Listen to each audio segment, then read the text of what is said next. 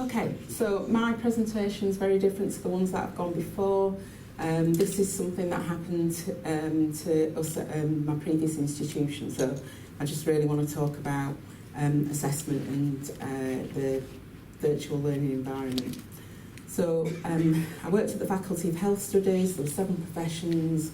We had 5 or 6 generic marking criteria, each at levels 4, 5, 6 and 7. So they covered things like essays, exams, posters, essay exams, posters, seminars and portfolios.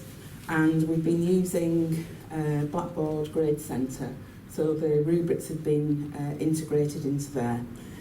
The institution moved from Blackboard to Canvas in 2018, and I've been on the procurement panel, so I asked a simple question, which is, does Canvas do rubrics?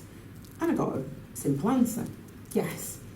So, but what we actually realised when the rubrics came along, it wasn't really what we were anticipating. So we, to the right-hand side on that screen, there's, it talks about, so the original rubrics, we had those from 2004 to 2018. And it was, we started off with Excel, so it added up. Then we went to Blackboard Grade Centre, and that added up. So it was automated, but we had the rubrics that read from left to right. So the worst performances were on the left to the best performances on the right.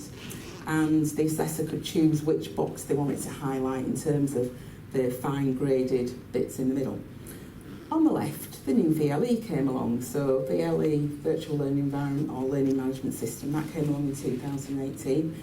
Yes, it had automated rubrics, but it read left to right. The left was the best and the right was the worst, which wasn't really what we were used to or anticipating. And then it had a colour scheme attached to it, which stuck in the particular places. So the best was green, the worst was red. We actually didn't want it to read left to right, so we put our rubrics in, swapped it around, not realising that the colours wouldn't swap. So we had quite an interesting, so I'll just show you, this is what the original, one section of the original rubric looked like. So this was academic style, and it did presentations, and it looked at presentations, spelling and grammar, etc.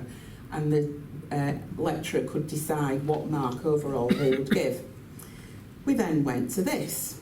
So this is one section of the rubric, and there were points in each of those boxes. The points were fixed, we couldn't change the points.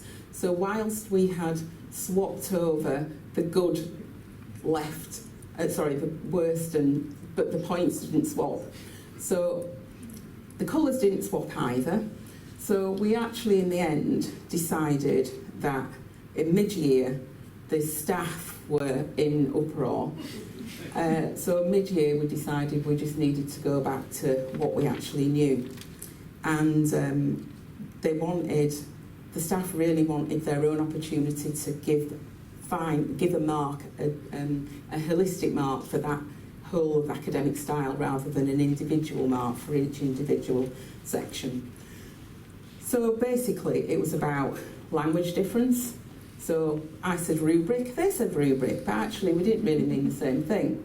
And the interface didn't meet with what we were familiar with in terms of our familiar pedagogy. And although there was automation of marks, it actually then restricted us because it was giving fine grade marks for things that actually we wanted to give a holistic mark for.